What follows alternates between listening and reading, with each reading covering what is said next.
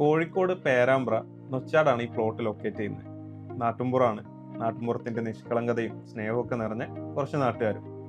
രാകേഷ് എന്നാണ് നമ്മുടെ ക്ലയന്റിന്റെ പേര്. വൈഫ് അശ്വിനി, ധ്രുവനും ഋത്തിക് എന്ന് പറഞ്ഞിട്ട് രണ്ട് ചെറിയ മക്കളടങ്ങിയ ഒരു കൊച്ചു ഫാമിലി. രാകേഷ് ഏട്ട ആർമിയിലാണ്. എന്നെ സമീപിക്കുന്ന സമയത്ത് അവർ പ്ലോട്ട് ഡെവലപ്പ് ചെയ്യാൻ തുടങ്ങുകയായിരുന്നു. ഞാൻ സൈറ്റ് വിസിറ്റ് ചെയ്തു. വെസ്റ്റിലേക്ക് ഫേസ് ചെയ്ത് റോഡ് ഫ്രണ്ടേജ് ആയിട്ടുള്ള രണ്ട് തട്ടിലായിട്ടുള്ള ഒരു 10 സെന്റ് സ്ഥലം. റോഡ് ലെവലിൽ നിന്നും 1 മീറ്റർ ഹൈറ്റിൽ നിൽക്കുന്ന പ്ലോട്ടിനെ റോഡ് ലെവലിലേക്ക് താഴ്ത്തി ആ ഒരു രീതിയിൽ വീട് നിർമ്മിക്കാനായിരുന്നു ക്ലയൻറ്റ് തീരുമാനിച്ചിട്ടുണ്ടായിരുന്നു. ഞാനൊരു സജഷൻ വെച്ചു. ക്ലയൻറ്റിന് അത് ഇഷ്ടമായി. പ്ലോട്ടിൻ്റെ ബാക്ക് സൈഡിലായിരുന്നു ഹൈറ്റ് കൂടിയ സ്പേസ്. ആ സ്പേസിൽ തന്നെ വീട് നിർമ്മിച്ച് ഫ്രണ്ടിലേക്ക് കുറച്ച് സ്ലോപ്പ് കൊടുത്ത് സൈഡിലൂടെ കാറ് കയറി പോർച്ചിലേക്ക് എത്തുന്ന രീതിയിൽ വീട് ഞങ്ങൾ ഡിസൈൻ ചെയ്തു. ഇതിലൂടെ നമുക്ക് ഡെവലപ്പിംഗ് കോസ്റ്റും പ്ലോട്ട് താഴ്ത്തുന്നതിൻ്റെ ഭാഗമായി ബേക്കിലെ പറമ്പിലെ സേഫ്റ്റിക്ക് കൊടുക്കേണ്ടിയിരുന്ന റീറ്റൈനിങ് വാളിൻ്റെ കോസ്റ്റും ഒഴിവായി കിട്ടി. ക്ലയൻറ്റിൻ്റെ റിക്വയർമെൻറ്റ് 4 BHK ലിവിങ്ങും ഡൈനിങ്ങും ഓപ്പൺ കിച്ചനും ക്ലോസ്ഡ് ആയിട്ടുള്ള വർക്ക് ഏരിയ, അത്യാവശ്യം കോർട്ട്യാർഡും ലാൻഡ്സ്കേപ്പും ഒക്കെ ആയിട്ടുള്ള ഒരു വീടായിരുന്നു. 45 ലക്ഷം രൂപയായിരുന്നു ബഡ്ജറ്റ്. ഇത്രയും റിക്വയർമെൻറ്റ്സും വീടിൻ്റെ ഇൻറ്റീരിയർ, ലാൻഡ്സ്കേപ്പ്, കോമ്പൗണ്ടും ഗേറ്റും ഒക്കെ വരുമ്പോൾ നമുക്ക് ഈ ബഡ്ജറ്റ് മീറ്റ് ചെയ്യാൻ പറ്റില്ല. അങ്ങനെ നമ്മൾ ആലോചിച്ചൊരു തീരുമാനത്തിലെത്തി. രാകേഷ് ഏട്ടൻ റിട്ടയർഡ് ആവാൻ കുറേ സമയമുണ്ട്. മക്കളും അതുപോലെ തന്നെ വളർന്നു വരാൻ ഒരുപാട് ടൈമുണ്ട്. ചെറിയ കുട്ടികളാണ്. നിലവിലൊരു 3 BHK ആവശ്യമുള്ളൂ.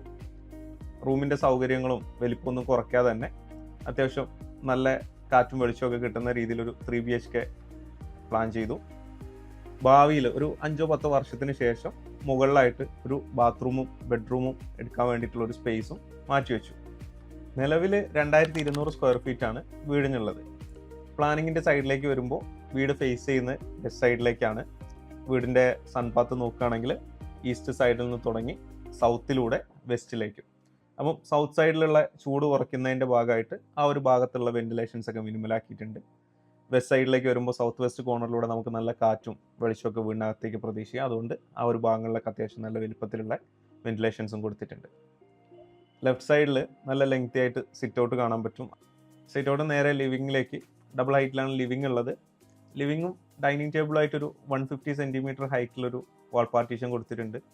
ഭക്ഷണം കഴിക്കുന്നവർക്കൊരു പ്രൈവസിയായി, എന്നാൽ മൊത്തത്തിലൊരു ഓപ്പൺ ഫീൽ കിട്ടുകയും ചെയ്യും. ഡൈനിങ്ങിൻ്റെ സൈഡിലായിട്ട് തന്നെ സ്റ്റെയർ ഏരിയ കാണാൻ പറ്റും. സ്റ്റെയറിൻ്റെ അടിയിലായിട്ട് വളരെ ബ്യൂട്ടിഫുൾ ആയിട്ടുള്ളൊരു കോർട്ട്യാർഡ് സ്പേസ്. വാസ്തുപ്രകാരം സൗത്ത് ഈസ്റ്റ് കോർണറിലാണ് കിച്ചണും കാര്യങ്ങളൊക്കെ കൊടുത്തിട്ടുള്ളത്. കന്നിമൂലയിലായിട്ട് മാസ്റ്റർ ബെഡ്റൂം കാണാൻ പറ്റും. ഒരു ചെറിയ ബാൽക്കണിയൊക്കെ ആയിട്ട്, ചെറുതല്ല അത്യാവശ്യം നല്ല സൗകര്യമുള്ള ഒരു ബാൽക്കണിയൊക്കെ ആയിട്ട് മാസ്റ്റർ ബെഡ്റൂം കാണാൻ പറ്റും. അതിൻ്റെ സൈഡിലായിട്ട് തന്നെ ടോയ്ലറ്റ് ഉണ്ട്.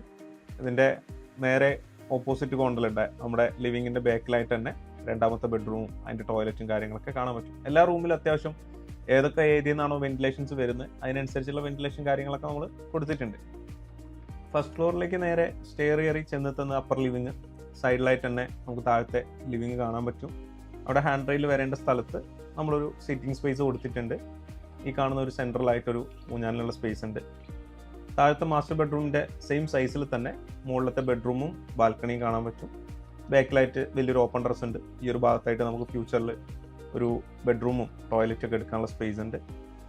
മൊത്തം 45 ലക്ഷം രൂപയ്ക്കാണ് നമ്മൾ ഈ വീടിൻ്റെ ഇൻറ്റീരിയർ, ലാൻഡ്സ്കേപ്പ് അടക്കം എല്ലാ വർക്കും കംപ്ലീറ്റ് ചെയ്യുന്നത്. അപ്പോൾ ഈ ഡിസൈനിനെ പറ്റിയും വീടിനെ പറ്റിയിട്ടുള്ള അഭിപ്രായങ്ങൾ കമൻറ്റിലൂടെ നമ്മൾ അറിയിക്കുക. നമ്മുടെ മറ്റു പ്രോജക്റ്റിലൊക്കെ നമ്മൾ യൂട്യൂബിലൂടെ അപ്ലോഡ് ചെയ്യും. അതൊക്കെ കാണുക, അഭിപ്രായങ്ങൾ അറിയിക്കുക.